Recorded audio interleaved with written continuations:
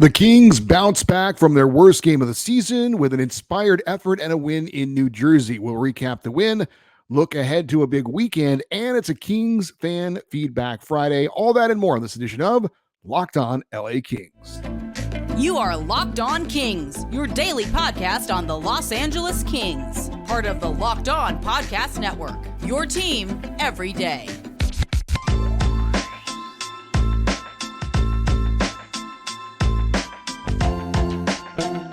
Hey, Kings fans, welcome to Locked On LA Kings, part of the Locked On Podcast Network, your team every day. Thanks for making Locked On LA Kings your first listen every day. We are free and available wherever you get your podcasts. We'd love for you to leave us a positive comment on Apple Podcasts if you're a fan of the show.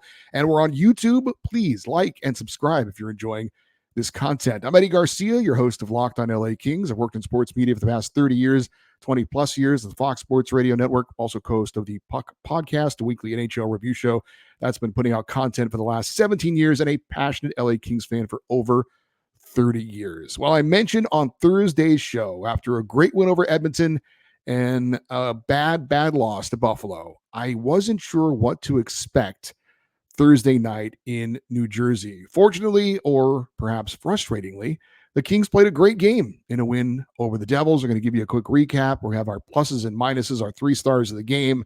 But real quick, I did want to talk about the lineup for the Kings in that game against New Jersey. Now, we knew there was going to be some changes, but there were even more than were anticipated. We talked about Victor Arvidsson obviously coming into the lineup. That was the big move, and that kind of prompted some other moves as well, in addition to the effort in Buffalo. Kevin Fiala, though, did play on the top line. We did see Adrian Kempe down on the third line, but there were some changes defensively that we weren't anticipating. Vladislav Gavrikov and Brandt Clark played together on the second pairing defensively, with Andreas Englund and Matt Roy playing on the third pairing. So a few extra changes for the LA Kings. All 4 lines, as far as the forwards go, there was some tweaking, and 2 of the 3 pairings defensively, there was some tweaking as well. So with that, let's get you caught up on what happened in the game. If you missed it, we would have a scoreless opening period, but it was clear LA had come to play after that bad loss to Buffalo. The energy was there, the structure was there, the execution was there, and most importantly, the defensive coverage was there. Into the second period, the Kings would grab a 1-0 lead on a shorthanded goal from Anze Kopitar, his 16th of the season. Adrian Kempe getting the assist. Kempe with a little feed from Kopitar into the zone. He hustled, tracked it down, took it hard to the net, put a shot on goal. Save was made, but Kopitar was there for the rebound to get the victory. The Kings' 9th shorthanded goal of the season. Now, New Jersey would respond on a power play goal from former King Tyler Toffoli. We were tied at 1-1 going into the third period. In the third, about 5.5 minutes to go, LA on the power play. Pierre-Luc Dubois makes a strong play along the boards, passes it to the point to defenseman Brandt Clark. He fires a shot on net. Quentin Byfield in front of the net deflected it on goal. Now, the save was made, but Byfield was there to get the rebound, go backhand to forehand, and score to make it 2-1. His 17th of the season. Dubois and Clark get the assists, and that would be your game-winning goal in a Kings 2-1 victory. Goalie David Riddick didn't have to make a lot of saves. He wasn't big save Dave in this one, but a very efficient effort from him. 26 saves in net to get the victory. Kings improved to 25, 16, and 10 for 60 points. We are going to talk a little bit more about where that puts them in the playoff standings going into the weekend. But first, I want to check the game stats for that win over New Jersey. Again, 2-1 Kings get the win. The shots on goal favored LA slightly, 29-27. As far as the special teams, Kings were 1 for 4 with the man advantage, while the Devils were 1 for 5. Faceoffs favored the Kings 25-19. Block shots favored New Jersey 21-13, and the hits were dead even at 20 apiece. As for our pluses and minuses, lots of pluses in this one. Obviously, the result is the biggest plus. Kings obviously are fighting for a playoff spot. They need wins. They need 2 points as often as they can. Obviously, a really good effort against a equally desperate New Jersey team that is trying to fight to get into a playoff spot. And frankly, I thought the Kings were a more desperate team in this one than the Devils. Obviously, great to see the team bounce back from that really bad loss. Had they not come out and showed the heart and the fire that they did in this one, then that would be big reason for concern, big reason to question the leadership of this team, but that did not happen. Thankfully, they responded the way they needed to and got the result as well. Obviously, Victor Arvidsson coming back was one of the big focuses. We're going to talk about him a little bit more in a second, but I thought he absolutely was a plus in this game. Didn't show any rust at all, really. Coming back from the back surgery in his first game of the year, I wondered about maybe his conditioning, but I thought he looked strong throughout the game. So he was definitely a plus. The Kings played a very solid defensive game. Jim Miller talked about the Kings getting back to their identity, and that's playing sound, structured defense. They absolutely did that. They did not give up many grade A scoring chances to New Jersey at all in this one. Goalie David Rittich, again, was never really tested. He just had to make some routine saves, and that's exactly what he did. Special teams were a plus for the Kings, even though they did allow or give up a power play goal. They scored a shorthanded goal. The game-winning goal came on the power play, and they killed off 4 of the 5 New Jersey power plays. So definitely special teams were special for the Kings. Quentin Byfield with the game winner. I thought the power play overall for the Kings looked stronger with Victor Arvidsson, Victor Arvidsson. Hello. On the power play, I thought he definitely, it looked cleaner once the Kings were able to get it set up. Now, getting it set up was another matter, but once the Kings got it set up, I thought it looked crisper, it looked better, it looked more dangerous.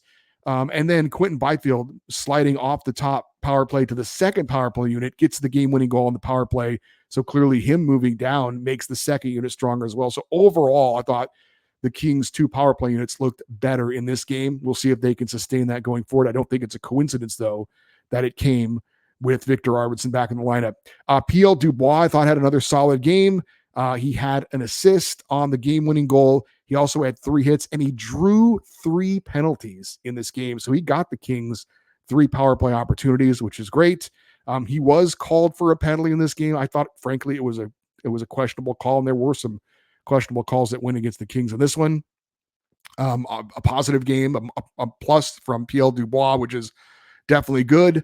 I thought the line changes seemed to work well. LA only had 2 goals, but they had a lot of good scoring chances.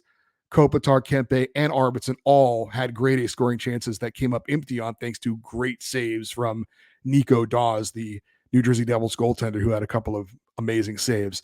As far as the minuses in this one, the number of penalties the Kings took, and there was some questionable calls. If you watch this show or listen to this show for any length of time, I don't get a lot on officials. I think they have a very difficult job, and I think it's an easy thing to point out and say we didn't get calls, that kind of thing.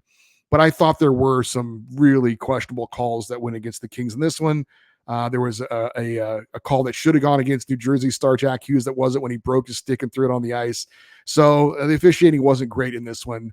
But again, still too many. The Kings took 6 minor penalties. That's still way too much, even if you think a few of them maybe were marginal penalties at best. And I will say, even though the Kings were the better team in the faceoff circle throughout the game, that it seems like, I think when the Kings get the power play set up with Victor Arvidsson back, with Quentin Byfield on the second unit, they look better. The problem is it takes them too long sometimes to get it set up. They're not winning faceoffs when they're on the power play in the other team's zone to get it started right away. They end up wasting 30 to 40 seconds just getting it set up before they can actually get it going. So that's something they need to work on. I thought that was a minus in this game against New Jersey, but a lot more pluses than minuses in this one. Let's give you the 3 stars of the game. And I'm going to go with Victor Arvidsson as my number 3 star. Yes, he did not have a point in this one, but he was aggressive. He looked like his skills were there from the jump. He definitely, I think, had an impact on this game. Clearly with him in the lineup, it makes the Kings forward unit that much more formidable and helps the power play as well. So just his impact being in the lineup, I thought Victor Arvidsson was deserving of being the number 3 star of the game. He played 15 minutes and 43 seconds, had 5 shots on goal. Quentin Byfield is my number 2 star. Now, he did have the game-winning goal in this one, and usually that can get you the number 1 star in a game, but I gave him the number 2 star. 17 goals now on the season, tied for second on the team, 39 points. He is third on the team right now in points, and he's a plus 16, by the way, which leads all LA Kings players. And the goal he scored, just, I think, his skill has really become evident this year. It's been so much fun to see. And for a big man, he's got really soft hands, and he's got a good scoring touch around the net. And I think it's only going to get better as he goes along. But a great goal, a great game-winning goal from Quentin Byfield. I'm going to go with Anze Kopitar as my number one star, maybe a little bit of a sentimental choice. He did score the opening goal in this one, and if you saw it, he pointed to the sky, and I guess we found out, I heard on the broadcast that apparently his grandfather had just passed away, so that was a tribute to his grandfather when he pointed after that goal. But Anze Kopitar is still a very important player for the Kings. You could argue as he goes, so go the Kings. The Kings are 11-3-1 in games in which Anze Kopitar scores a goal. He is fourth on the team right now with 16 goals, tied for second in points with 43. The captain with another big game. He kind of almost assisted on his own goal with that little flip into the zone to Adrian Kempe and then following it up. But Anze Kopitar, I'm going to give him our number one star of the game. Great win for the Kings. Solid performance. Love the moves from Jim Hiller that he made. Love the way the team adjusted to those moves. The Kings needed to bounce back in a big way. They did that. Now, 2 big games back-to-back this weekend. We'll give you a preview, and we'll get to your emails. That and more coming up on this edition of Locked On LA Kings. Drive, passion, and patience. What brings home the winning trophy is also what keeps your ride or die alive. eBay Motors is everything you need to maintain your vehicle and level up to peak performance.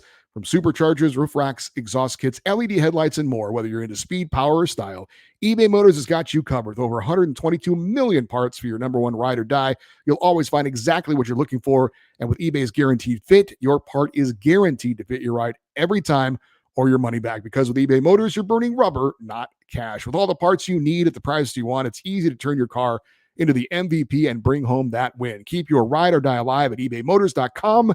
Eligible items only. Exclusions apply. eBay's guaranteed fit only available to U.S. customers. And this show will give you a lot of in-depth analysis and sometimes some hot takes. Well, let me give you my hottest take of the day. The best lineup in LA right now is the lineup of auto loans at Logix. They start off at the top with my favorite, the proven and dependable new and used vehicle loans. You can count on these guys to give you the lowest rates and save you big time bucks. Up next, they've got the new exciting rookie sensation and their electric vehicle loans with super low rates and flexible payment plans. Rounding out the lineup, they've got their auto refinancing loans and lease buyout loans. With these guys, you could lower your monthly payments and get on the road to owning your car faster. I know that's a hot take, but seriously, no one can beat the lineup at Logix. Visit your local Logix branch right here in LA or the surrounding areas and let one of their amazing team members help you. Or just apply online in minutes at logixbanking.com/car. That's Logix, Logix, banking.com/car. So the Kings get a big win over a desperate New Jersey team, but there is still work to be done. It is on to the next challenge, and that will be one of the top teams in the Eastern Conference. That comes up on Saturday in Boston against the Bruins. The Bees check in with a 32-12-10 record.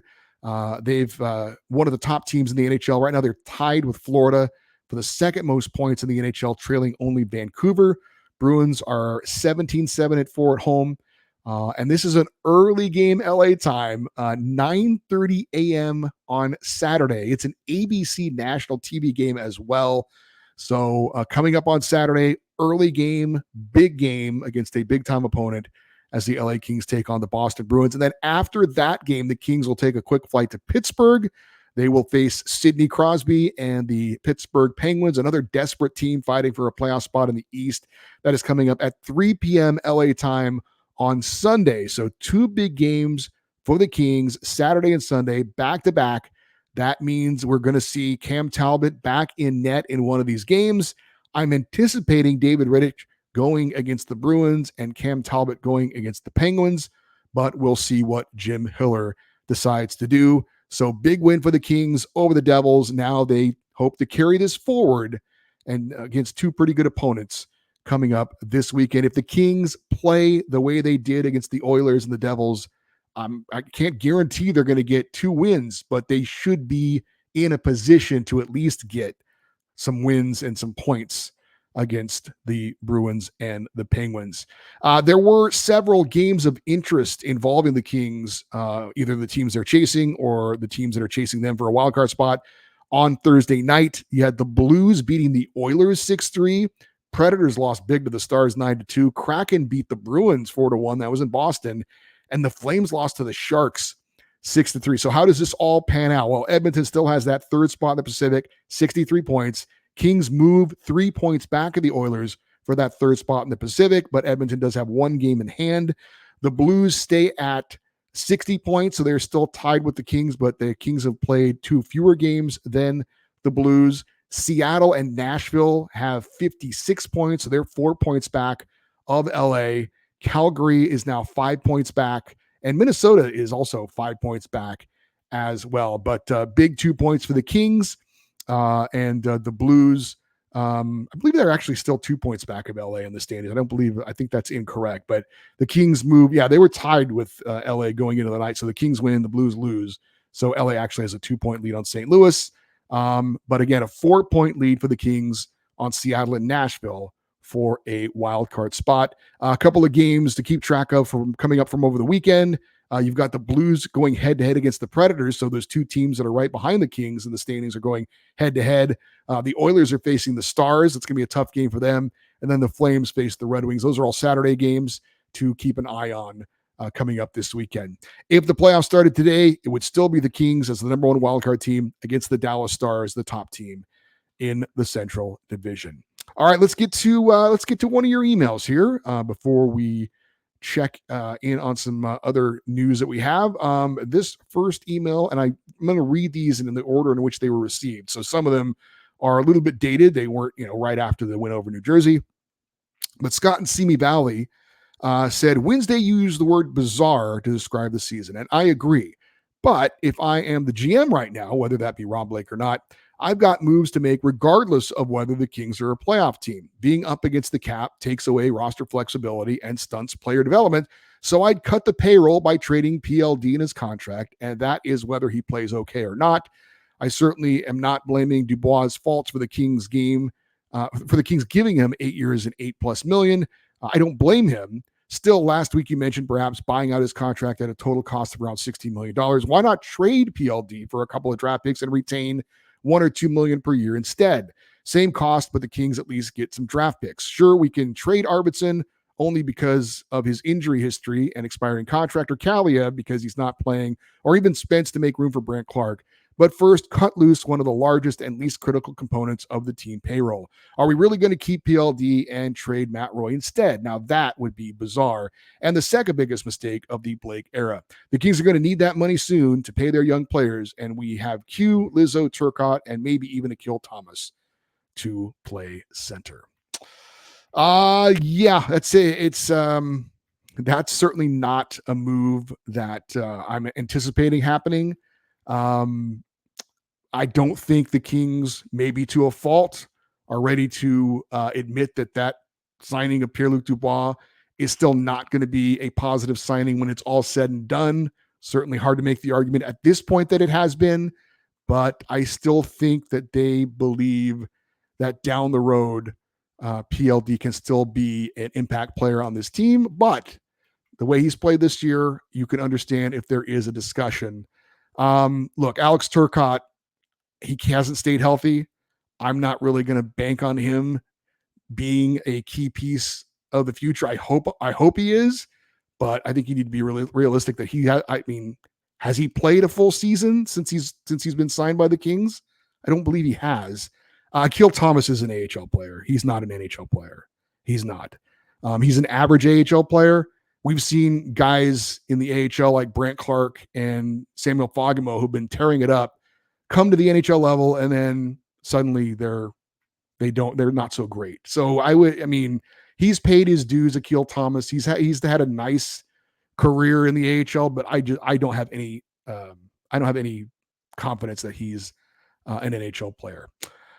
This comes from Ruben Gabriel, and he is in West Covina. He says he's a proud everydayer. He says, wow, Eddie, just when I thought the Kings were turning a new leaf after beating Connor McCrybaby and the Oilers, They devastatingly lose to the Buffalo Sabres 7-0. Unbelievable.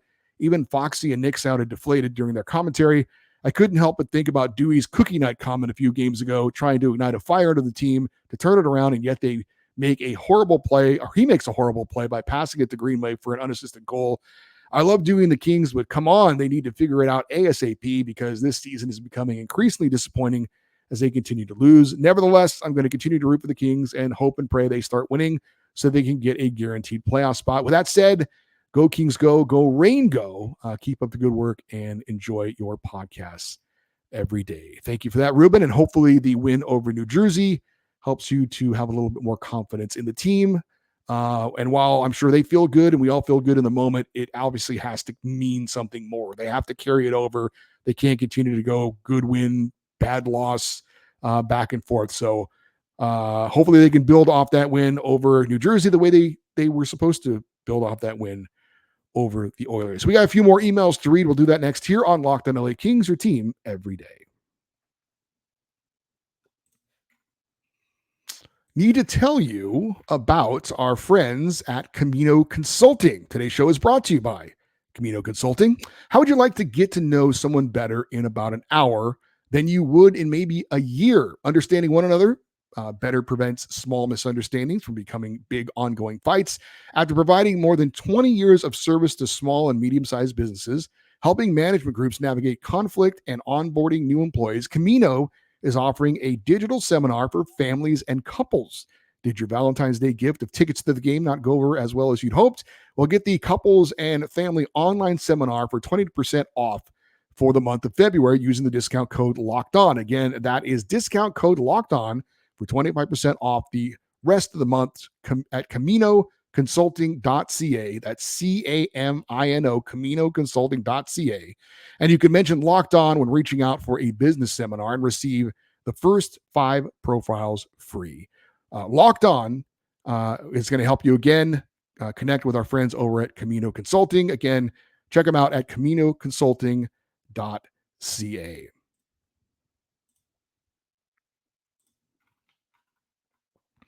LA Kings have 2 big games over the weekend. We told you early 9:30 a.m. LA time on Saturday, and then 3 p.m. Pacific time on Sunday against the Bruins and the Penguins. You can catch every moment of the hometown broadcast of your LA Kings with SiriusXM on the SXM app. Just search for LA Kings. We do have some more emails to get to. Our next one comes from, this is from John. He's in Illinois, and he sent this one to me on Twitter.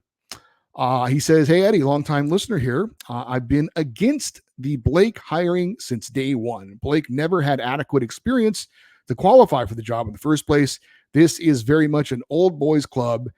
It is what we saw in Edmonton when they blundered away all their high draft picks with ex-players like Lowe and the crew running the team. Luke, Blake, and Bergevin, who's an unnecessary hire, are not qualified to run hockey ops. This team for years has failed to realize that Kopitar is not a first-line center in this league. At his age and miles, he cannot skate with the opposition top 6, nor can he skate with his own speedy wingers. Blake extended him 2 more years at $7 million per is nonsense. Blake has chased the big fish each season, and it has not and will not work out.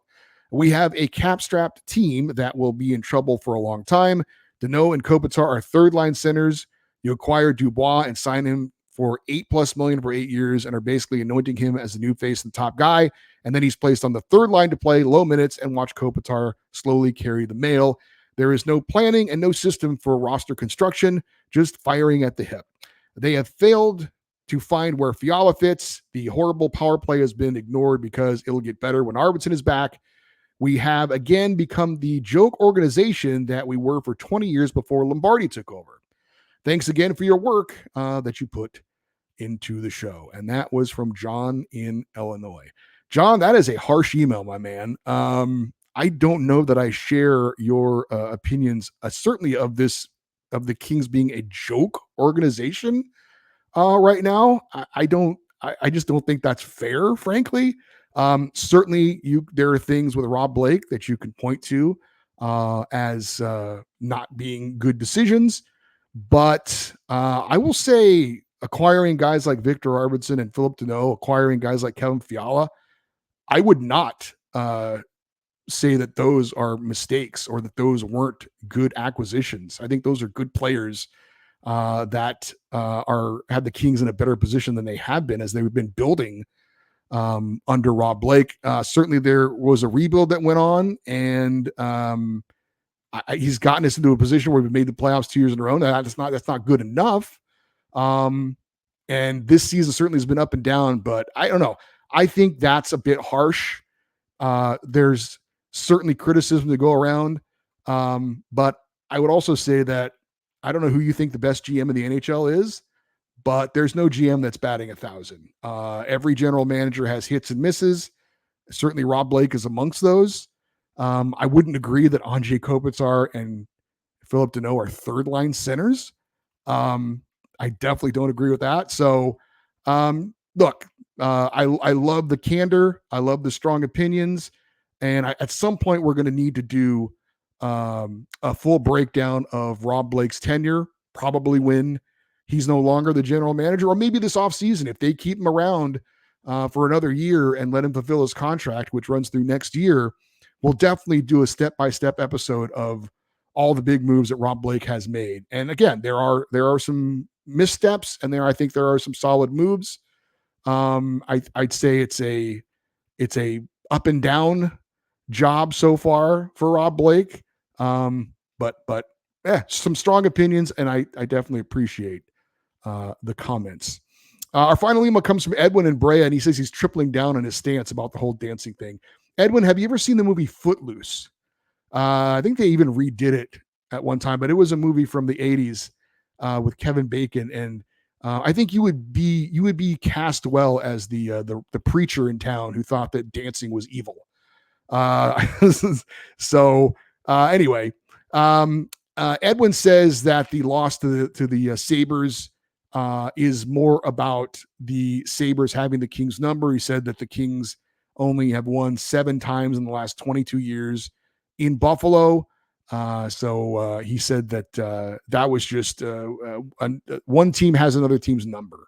So not to read too much into that. He says that David Rittich needs to be the goalie the rest of the season. So he reminds him of Aiden Hill.